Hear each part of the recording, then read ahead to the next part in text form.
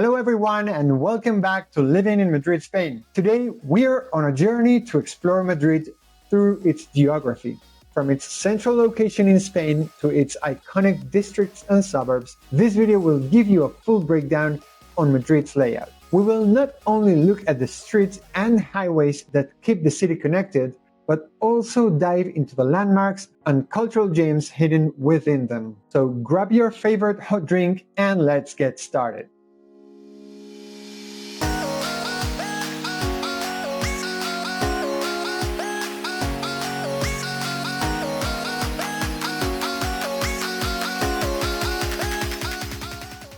Let's begin with Madrid's location. If you look at a map of Spain, Madrid sits perfectly in its center, making it the heart of the country, not only geographically, but also politically and economically. This central positioning is why the city is the starting point for Spain's 6 main highways, which fan out like spokes on a wheel. Here's a quick overview of these routes. The A1 highway takes you through Burgos to the Basque Country and connects with southern France, perfect for a weekend gateway to San Sebastián or Bilbao. Passing through Zaragoza, the A2 highway leads to the northeast all the way to Barcelona. If you fancy a sunny day on the Mediterranean Sea, then the A3 will get you to Valencia in just a few hours. Meanwhile, the A4 route heads down to Andalusia, passing through Córdoba and Seville and finishing its journey in Cádiz. If you want to get to Lisbon, Portugal's beautiful capital, you will take the A5 highway. That will also take you through the cities of Mérida and Badajoz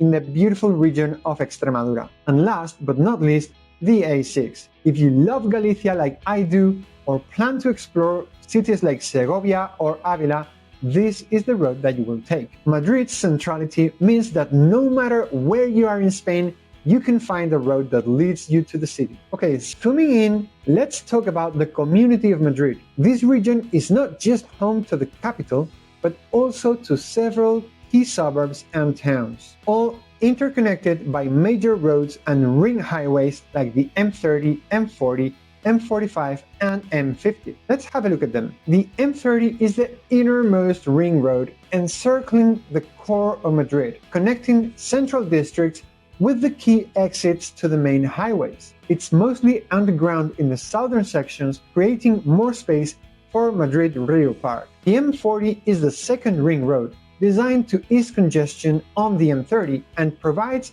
access to suburban areas and business hubs. It's heavily used by commuters traveling between Madrid and its suburbs. The M45 is a partial ring road located between the M40 and the M50, primarily serving as a connector for the southern suburbs and industrial area. And we get to the M50, which is the outermost ring road, designed to connect outer suburbs and towns without needing to enter Madrid. However, it was never fully completed in the northwest due to environmental concerns about tunneling through the protected Monte El Pardo. Besides these ring highways and the previously mentioned main Spanish highways A1 to A6, the area is also served by a network of highways including the radial toll roads like R2, R3 and R5 and other major routes like A42, which connects Madrid to Toledo. Now let's talk about the suburbs, each with its own charm. Just to the west of Madrid, Pozuelo de Alarcón is one of the wealthiest areas in the Madrid region,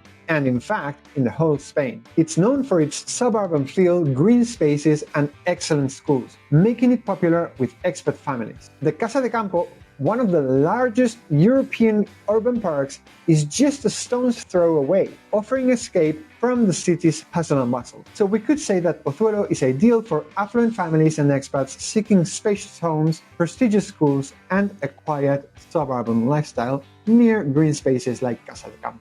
Situated to the north of Madrid, Alcobendas and San Sebastián de los Reyes are very popular suburbs among expats for their modern amenities and international schools. Plus, they're close to Plaza Norte 2, one of the region's largest shopping centers. These two suburbs are very demanded by professionals and families, offering a mix of modern housing, business parks, and excellent amenities. Another very interesting suburb is Alcalá de Henares, a UNESCO World Heritage Site. It's famous for its historic center, the University of Alcalá, and its connection to Miguel de Cervantes. And now we're moving to one of my favorites, Rivas Vacia Madrid, a family-friendly, growing suburb to the southeast, known for its spacious homes, eco-friendly urban planning, and excellent schools. These reasons, along with its proximity to Laguna del Campillo, make it a great spot for nature lovers and those seeking a quieter lifestyle within easy commuting distance of Madrid. And of course, we cannot skip the south of Madrid. Getafe and Fuenlabrada are southern suburbs, more industrial but rapidly becoming cultural hubs. Getafe, for instance, is home to the Universidad de Carlos III, while Fuenlabrada has its own commercial centers and is a great base for those that prefer to live outside the central hustle, home to a mix of students and locals thanks to its affordability, cultural venues, and proximity to the Universidad Carlos III. Now, if you're considering moving to Madrid and need expert help finding the perfect neighborhood or property, that's exactly what I do. As a real estate personal shopper, I specialize in helping people relocate to Madrid, guiding them through every step, from choosing the best area to navigating the property market. If that sounds like something you need, feel free to reach out any way you want. You can give me a call, send me an email, or fill out the form in my website, livinginmadridspain.com. You have all the information in the description down below. Now let's focus on the city of Madrid itself. Madrid is structured around two main axes. The north-south axis, formed by Paseo de la Castellana, Paseo del Prado, and Paseo de las Delicias, and the east-west axis, dominated by Gran Vía and Calle Alcalá. At the intersection of these two axes lies one of the most iconic locations of Madrid, home to several key landmarks. The Ayuntamiento de Madrid, the City Hall, an architectural masterpiece located in its historic Palacio de Cibeles, the Banco de España, an emblem of Madrid's financial history, and the stunning Plaza de Cibeles, a symbol of the city featuring the famous Cibeles fountain, which depicts the Greek goddess Cybele representing Mother Earth. This intersection is not only a cultural and architectural highlight, but also serves as a hub for Madrid's bustling city life. These axes create a natural framework for Madrid's most iconic districts. Here's a closer look at some of them. The very heart of Madrid is the Centro district, home to its iconic Puerta del Sol, the hub of Madrid's transportation and tourist activity. Just to the north, you find Malasaña, a very vibrant and trendy neighborhood known for its alternative culture, vintage shops, and hip cafes. Chueca, just to the east of Malasaña, is Madrid's LGBTQ district, full of lively bars and restaurants. To the south of Gran Vía, you find Barrio de las Letras, a charming area rich in history where famous writers like Cervantes once lived. Now, all of these neighborhoods belong to the Centro district. If we go a little bit to the north of that district, we find Chamartín, and also to the left of Paseo de la Castellana. Chamberí is quieter, with a more residential feel. It's an elegant, slightly traditional neighborhood known for its tree-lined streets and beautiful old buildings. It's also home to Andén Cero Museum, a retro subway station that lets you experience Madrid's metro system from the past. And who has not heard about Salamanca district? To the right of Paseo de la Castellana and just above the Retiro Park, Salamanca is Madrid's most upscale district, known for its high-end boutiques, luxury hotels, and exclusive restaurants. The Serrano Street is Madrid's luxury shopping street, where you will find the finest international brands. But Salamanca district, it's not just luxury shops. It's also home to the Wissing Center, a major venue for concerts and sporting events, and the National Archaeological Museum, the MAN, where you can explore Spain's rich historical and cultural heritage. Now, to the south of Salamanca district, we find one of my favorite, Retiro district. This district is mainly residential, but also home to El Retiro Park, one of Madrid's most beloved spots. Whether you're looking to rent a rowboat on the lake or admire the Velázquez Palace, Retiro offers both relaxation and beauty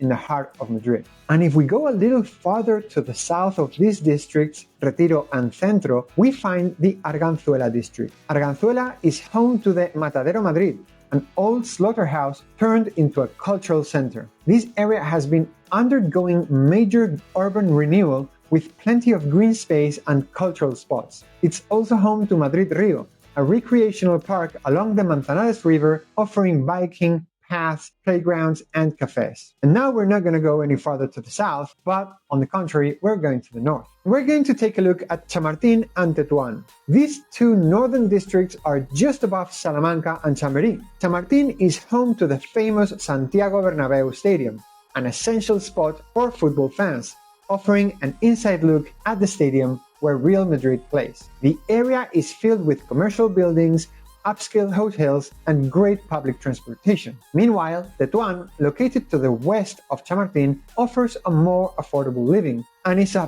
vibrant multicultural neighborhood with a mix of old and new. As we have been discussing these areas, let's look at some landmarks that you will find along the way. Starting with the stunning Museo del Prado. In the Center District, this museum is one of the world's finest. It houses works by Goya, Velázquez, and El Greco, among others. The Royal Palace and the Almudena Cathedral, situated in the Palacio area, are also monumental landmarks that represent Madrid's royal history and architectural glamour. As we've seen before, the Gran Via is Madrid's main shopping street that cuts across the Central District. It's lined with theaters, restaurants, and shops, making it the perfect place to experience Madrid's modern culture. And I've also mentioned it before, the Casa de Campo is a huge park in the outskirts of Madrid, providing both nature and adventure, with attractions like the Parque de Atracciones and its beautiful lake. And that's Madrid for you, geographically speaking. From its strategic location in Spain to the transport network